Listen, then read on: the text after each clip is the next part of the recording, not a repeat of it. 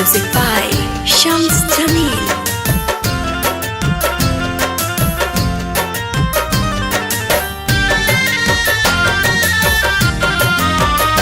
दर्द दिल की सदा लेके जाना हो तो, दर्द दिल की सदा लेके जाना हो तो, पहले ख्वाजा पिया से मोहब्बत करो।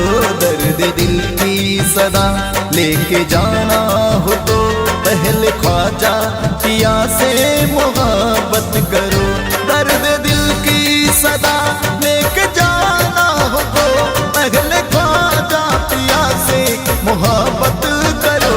उनसे मिल जाएंगे तुझको प्यारे नबी, उनसे मिल जाएंगे तुझको प्यारे नबी, और खुदा भी मिलेगा, इबादत करो।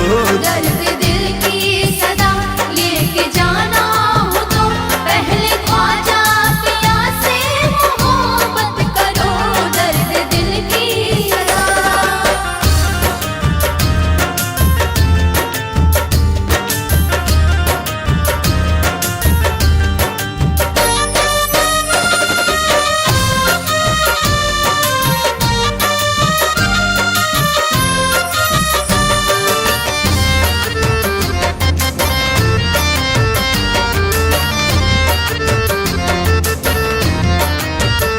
उनके चौखट पे ही पाक दामन मिला, की दुआ जब भी तो अरसे आजम हिला।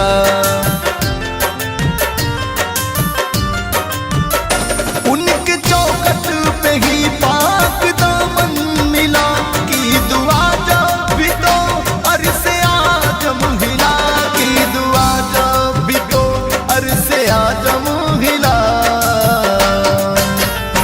देखो चादर और गागर उठा के चलो, हाँ।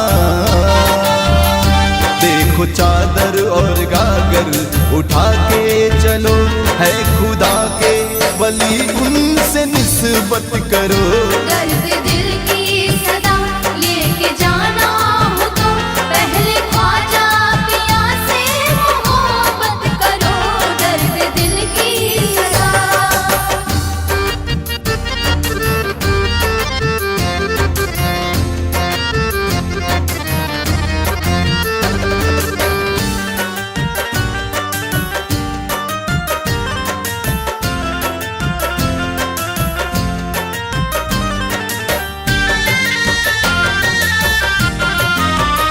चल मजारे मुबारक में तू मांग ले, मांग ले जितनी चाहत है तू मांग ले।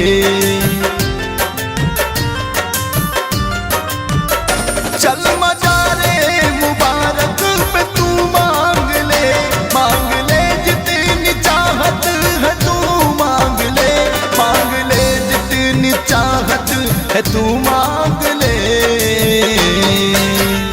है वसीले से हक ने दिया सिलसिला, हो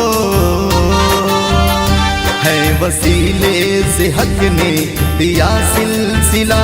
पाएगा दो जहां गर जियारत करो। दर्द दिल की सदा लेके जाना हो तो, पहले ख्वाजा पिया से मोहब्बत करो। दर्द दिल की सदा लेके जाना हो तो, पहले ख्वाजा पिया से